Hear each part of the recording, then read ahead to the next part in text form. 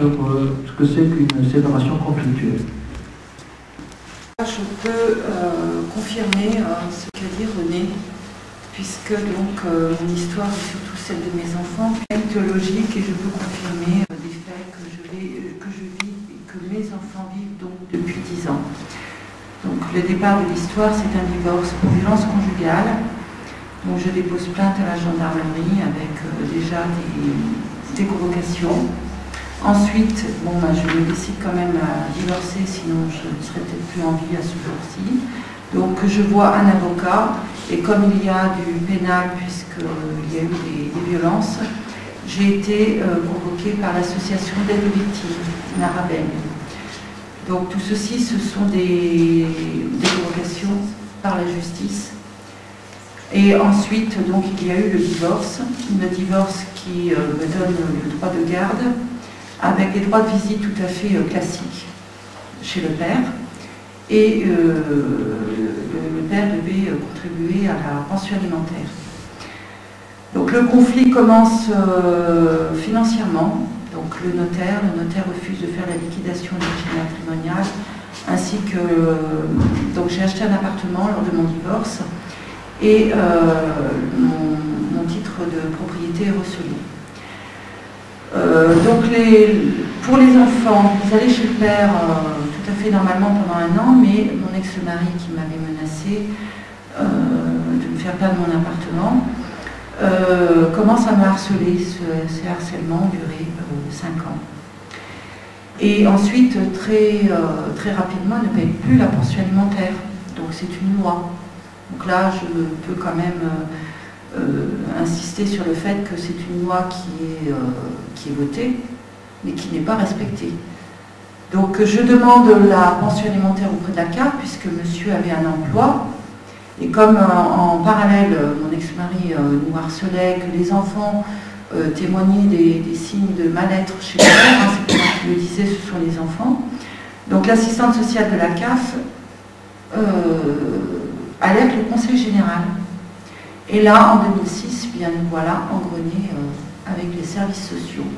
Donc le Conseil général qui intervient tant sur le plan social, donc financier, et sur les enfants, avec des convocations juge des enfants.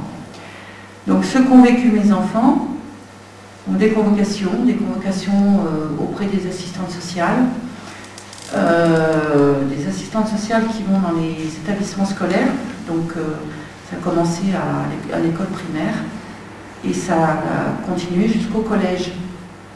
Des convocations à la police, puisque le conflit, voilà, comme René l'a dit, je confirme bien ce que René, mes enfants peut-être témoigneront plus tard, puisque ils ont été pris ils sont l'enjeu du conflit. Donc étaient convoqués aussi à la police, à la RABEN, dans le cadre de la pension alimentaire et dans le cadre de visites médiatisées. Je précise qu'en 2006, en même temps que tombe un jugement JAF, j'obtiens la garde exclusive de mes enfants avec des preuves. Donc j'ai mes enfants 365 jours par an, mais en même temps le juge des enfants nous oblige une assistance éducative. Et l'assistance éducative donc, a perduré de 2006 à 2009. Donc pendant 3 ans, des convocations, des harcèlements, on est tombé vraiment dans un engrenage infernal. Et en parallèle, donc, je suis spoliée, j'ai la banque, le Crédit Agricole qui me bloque intégralement mon compte bancaire.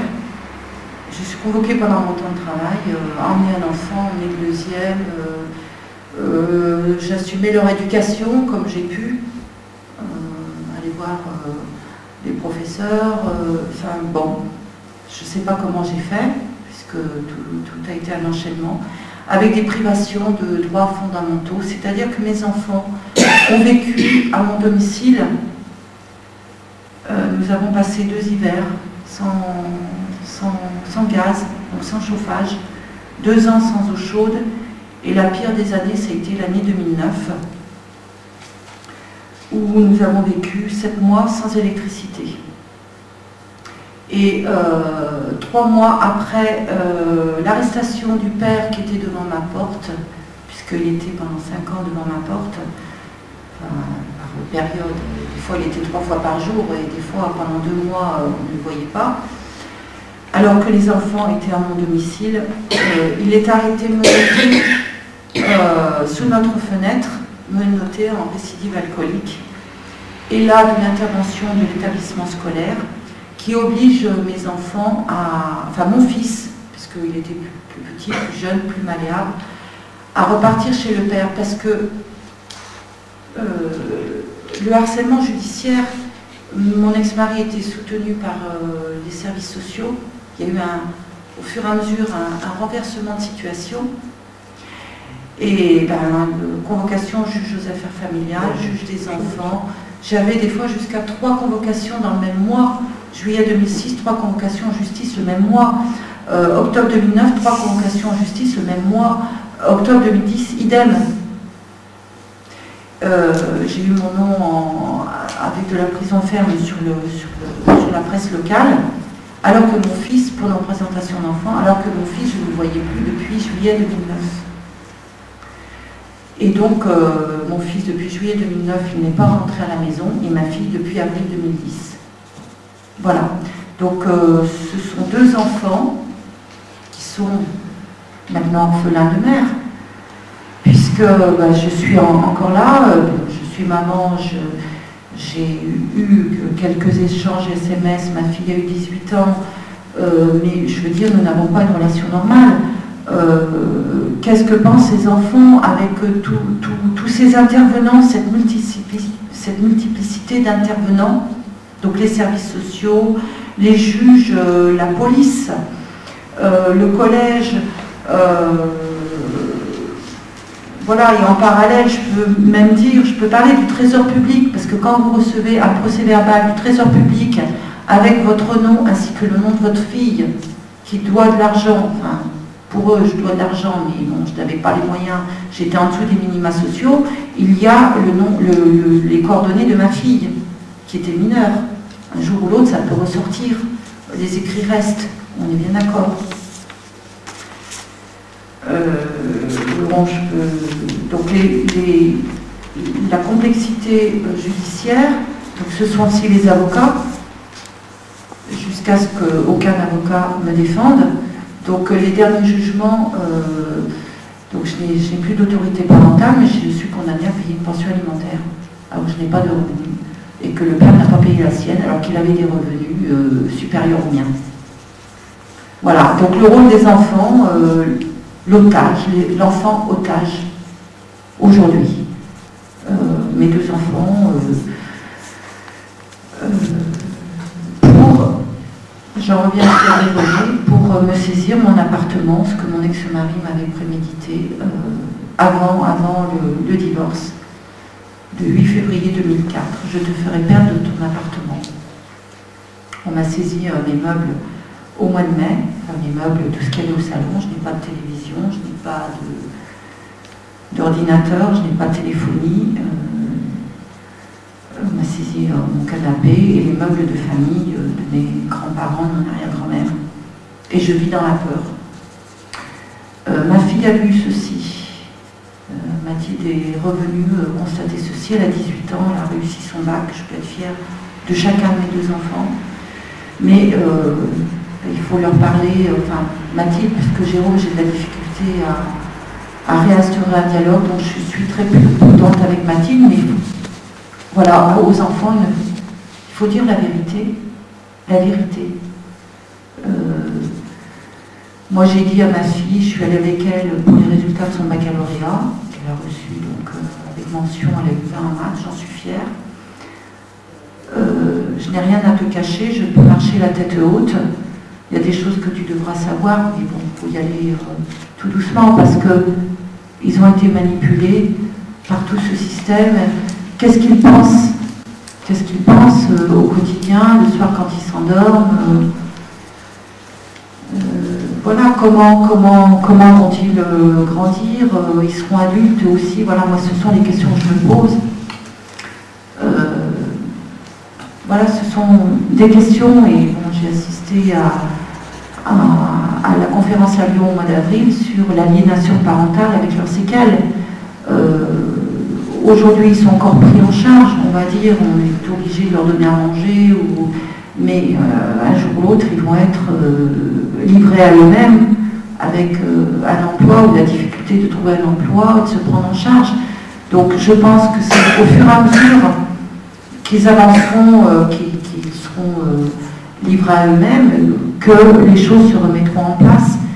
Et comme ils ont été témoins de certains faits quand même relativement graves à mon domicile, avec moi, j'ai peur quand même, moi en qualité de maman responsable, avec tout l'amour que j'ai pour mes enfants et qui est réciproque, parce qu'on ressent ce qu'un enfant, ce que son enfant ressent pour sa maman. J'ai eu des mots sur Facebook quand on a obligé mes enfants à partir.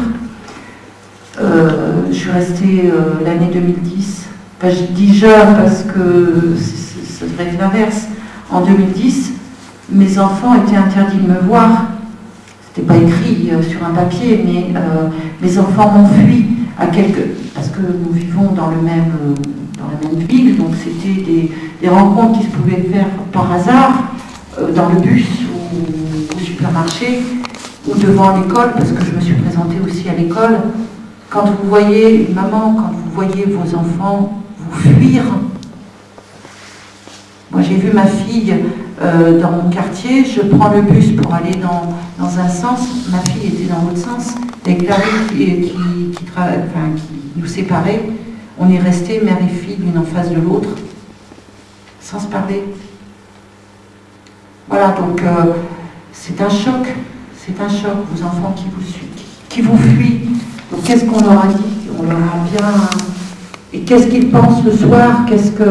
Et quelques temps plus tard, moi j'ai eu des mots, des découvertes sur Facebook, via Facebook, surtout de ma fille. Bon, chacun de mes enfants, de ma fille ou de mon fils réagissent différemment. Et j'ai eu des appels, j'ai des écrits de ma fille. Maman, je les relis, je les ai imprimés. Je souhaite à tout le monde d'avoir une maman comme la mienne. Pardon pour le mal que je t'ai fait. Voilà, enfin, c'était au mois de janvier 2011, puisque j'ai porté une carte postale à ma fille que j'ai remis à la CPE du lycée, parce que le lycée est resté plus neutre que le collège. C'était émouvant, quoi. Et ma fille m'est tombée dans les bras en ville un samedi après-midi. Parce que je savais que je pouvais voir ma fille en ville, donc je traînais les rues pour essayer de voir mes enfants à une époque donnée. C'était une période où voilà, ils étaient en ville plus que d'autres. Maintenant, je sais que mes enfants ne traînent plus en ville comme avant. Ils ont des périodes, l'adolescence s'évolue, ils sont avec les copains, les copines. Hein. Et tout par un coup, j'arrive, il y avait du monde dans les rues en hiver, mais c'était en période de solde. Et tout par un coup, des camarades à mes enfants, parce que je connaissais les camarades quand même. Et tout par un coup, une jeune fille vient vers moi, madame, et puis Mathilde m'est tombée dans les bras, quoi. C'était émouvant, on est allé au McDo qui était juste en face, le fait du hasard. Mathilde envoie un SMS à son frère, et après c'est son frère qui est venu avec ses copains. Ça a été fort d'émotion, c'était très, très court, très bref. Je redis à ma fille, tu veux mon numéro? Mais maman, t'inquiète pas, j'ai gardé le numéro de téléphone. Parce qu'entre-temps, on avait changé le numéro de téléphone de mes enfants. Je n'avais plus pendant plusieurs mois de numéro de téléphone de mes enfants. Voilà. Donc tout ceci, moi je pense à mes enfants, quels sont leurs ressentis, quelles sont leurs pensées, et comment ils vont grandir. J'ai peur pour eux à un moment ou à un autre. Je serai toujours là pour eux. Mais quand ils auront 25 ans, 30 ans, quand ils deviendront aussi parents, quand ils auront un conjoint, voilà, il y a une cassure encore aujourd'hui, puisque je ne les vois pas normalement. Enfin, faut que j'essaye d'inverser les rôles. Mes enfants ne voient pas leur maman. Pourquoi? Il n'y a pas de motif, il n'y avait pas de danger, il n'y avait pas de danger chez moi. J'ai même un écrit sur un jugement pour enfants. En 2007, ça faisait 1 an qu'ils étaient chez moi. Tout va bien, m'a dit, tout va bien, hein, bon je résume, et tout va bien pour Jérôme, aussi bien à l'école qu'à la maison. Voilà, ça c'est un écrit d'un juge, sans greffier, mais c'est un écrit. Et voilà où on en est aujourd'hui. Voilà.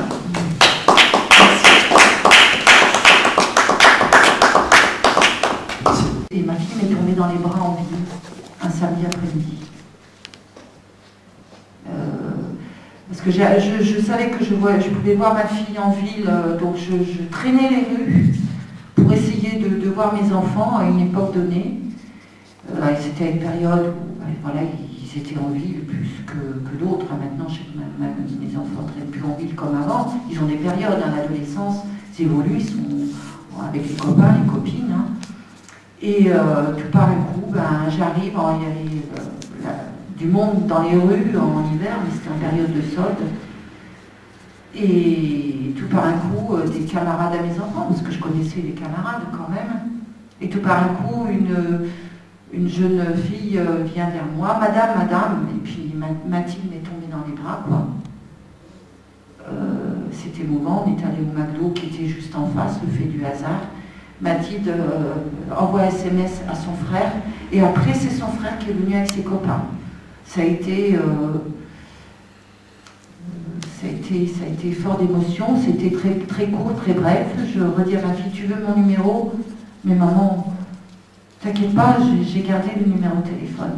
Parce qu'entre-temps, on avait changé le numéro de téléphone de mes enfants. Je n'avais plus pendant plusieurs mois de numéro de téléphone de mes enfants. Voilà.